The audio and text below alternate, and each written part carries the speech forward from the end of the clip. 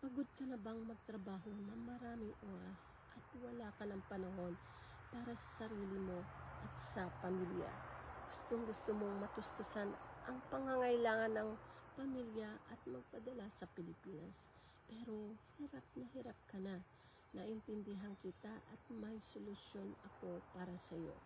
Ako po si Evangeline, isang Ilocano po, taga Zambales, Philippines, may asawa at 2 anak.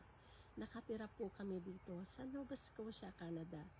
Alam ko po ang hirap at sakripisyo ng pagiging malayo sa pamilya.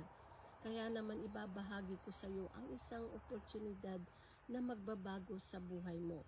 Sa business na ito, hindi mo po kailangan magbenta.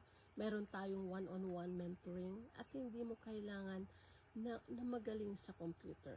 May training system po na tayo na madaling sundin at hindi ka po mag-iisa. Kasama mo ako sa bawat hakbang mula sa simula hanggang sa tagumpay.